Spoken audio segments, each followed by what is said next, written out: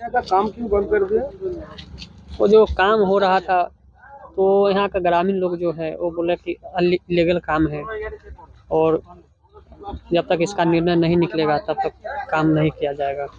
तो हम लोग भी उनका बात माने और काम बंद कर दिए। तो आप लोग जब काम करने के लिए आए थे जी तब तो आपको गवर्नमेंट की तरफ से सब कुछ मिला था। जी जी। तो काम क्यों बंद कर दिया? उन्होंने क्या बोला? वो लोग नहीं मान रहे हैं ना। वो लोग बोले हैं कि डॉक्यूमेंट जो है उसको सही करवाइए आप लोग, उसके बाद काम करिए, हम लोग भी आपको सपोर्ट करेंगे। अभी काम चालू है या बंद है सर। आपका नाम? राजा। জানেন যে আপনারা সবাই ছিলেন যেদিন আমাদের দক্ষিণ চড়া শঙ্কর আরতি যেদিন আমরা ভিত্তিপ্রস্তর স্থাপন করি, এবং পরবর্তীকালে ইনটেক পয়েন্ট আপনারা সবাই জানেন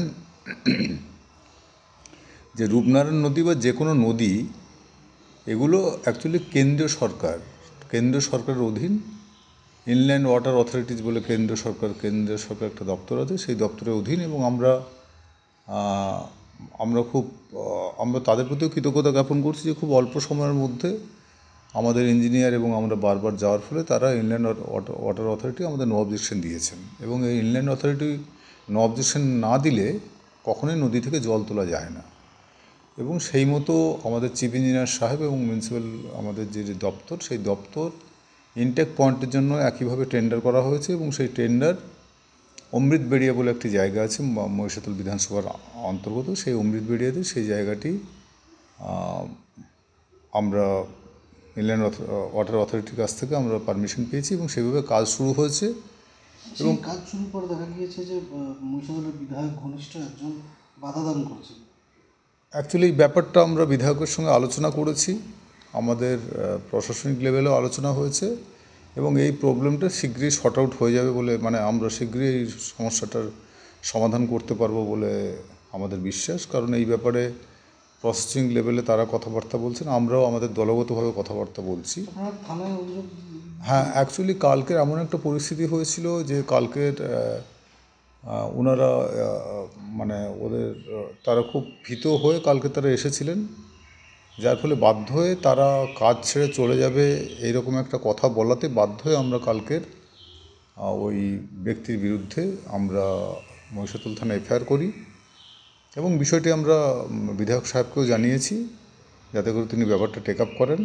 আমরা বিডিওকেও জানিয়েছি, আমরা ওসিকেও জানিয়েছি। আমরা চাইছি, দেখুন, এটা তো মানুষের জল প্রকল্প, মানুষের কাজে লাগবে। এবং যিনি যে জায়গায় জনপ্রতিনিধি হোক না কেন, তিনি বিধায়ক হতে পারেন, তিনি পঞ্চায়েত হতে পারেন, তিনি পঞ্চায়েত সমিতির সভাপতি হতে পারেন, তিনি প্রধান হতে পারেন, তিনি এমপি হতে পারেন, তিনি কাউন্সিলর হতে পারেন। আমরা যারা জনপ্রতিনিধি, আমরা যারা মানুষের দ্বারা নির্বাচিত, আমরা মনে করি যে এই জল মানুষের একটা অত্যন্ত প্রয়োজনীয় জিনিস, যে জল ছাড়া মানুষ বাঁচতে পারে না। আপনার ভাগ বাটোয়ারা নিয়ে গণ্ডগোল হচ্ছে, একদম মানুষের উন্নয়নের পাশে দাঁড়ানোর কোনো ইচ্ছা নাই। এবং বিশেষ করে যে বিধায়কের নাম বললেন, উনি যেভাবে দুর্নীতির সঙ্গে জড়িয়ে আছেন এবং যেখানে স্বাদ পাচ্ছেন টাকার, ওখানে ঝাঁপিয়ে পড়ছেন দলবল নিয়ে। হিতাহিত শূন্য জ্ঞান হয়ে গেছে, হিতাহিত শূন্য জ্ঞান হয়ে এই ঘটনা ঘটিয়েছে। শুধু তার লোকজনকে দিয়ে করেছে, মানুষ এফআইআর করেছে।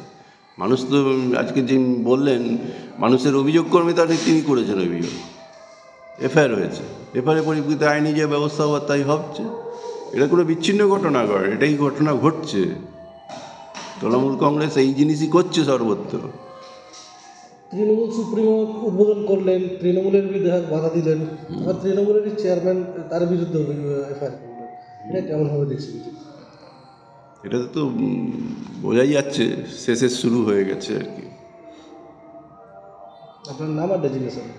মলয় সিনহা, জেলা সভাপতি, বিজেপি তমলুক সাংগঠনিক জেলা।